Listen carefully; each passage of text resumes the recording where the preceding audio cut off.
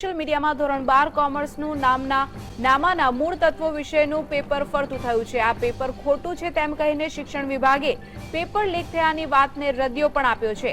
આ સાથે શિક્ષણ વિભાગે વિદ્યાર્થીઓને ખોટી અફવામાં દોરાવવું નહીં તેમ પણ કહ્યું છે। હાલમાં સોશિયલ મીડિયામાં નામાનું પેપર લીક થયાની ચર્ચા થઈ રહી છે।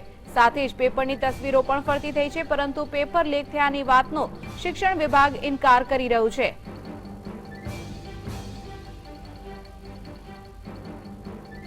આ વિશે વધુ વાત કરીએ અમારા સંવાદદાતા મલ્હાર વોરા સાથે। જી મલ્હાર, સોશિયલ મીડિયામાં ધોરણ 12 નું નામાનું કથિત પેપર લીક થયું છે, શિક્ષણ વિભાગ રદિયો આપી રહ્યું છે, આ વાતને શું છે વિગતો?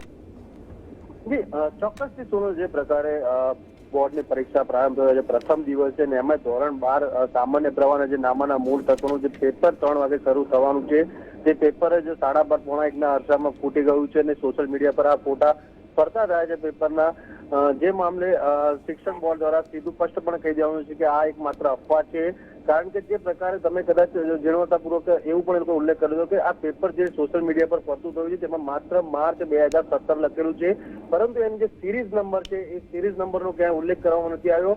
સિરીઝ નંબરનો જે ફોટો છે નાખી દેવાનો પ્રયત્ન કર્યો છે। અગર જો પેપર ફૂટ્યું હોય તો સિરીઝ નંબર સ્પષ્ટપણે દેખાઈ આવે છે, પરંતુ સિરીઝ નંબર નથી દેખાતો, તેમ છતાં બોર્ડના અધિકારીઓ ચકાસણી કરી રહ્યા છે। સિરીઝ નંબરના જે આંકડાઓ છે, પાછળના જે 6 આંકડાઓ તેમાંથી 4 પાછળના 4 આંકડાઓ દેખાઈ રહ્યા છે, એટલે એ સિરીઝનું બંડલ હવે બોર્ડના જે સત્તાધીશો છે તે 3 વાગ્યાના અરસામાં ચેક કરશે। એટલે એ લોકોનું સ્પષ્ટપણે પણ એ કહેવું છે કે જે પ્રકારે પેપર ફૂટવાની વાત સામે આવે છે, તો અત્યારે પેપર સમગ્ર સીલપેક સાથે સ્ટ્રોંગ રૂમમાં છે અને પોલીસનો ચાપતો બંદોબસ્ત ગોઠવી દેવામાં આવ્યો છે। એટલે પેપર ફૂટવાની જે વાત છે એ તદ્દન ખોટી છે, જેથી વિદ્યાર્થીઓ અને વાલીઓ આ સમગ્ર મામલે ગેરમાર્ગે ન દોડાવું કે ના કોઈ પણ પ્રકારની અફરાતફરી કરવી। જી મલ્હાર, સમગ્ર માહિતી આપવા બદલ આપનો આભાર। તો ધોરણ 12 નું નામાના મૂળ તત્વો વિશેનું કથિત પેપર લીક થયાના સમાચાર મળ્યા છે, પરંતુ શિક્ષણ વિભાગે આ સમગ્ર બનાવને રદિયો આપીને નકારી દીધી છે।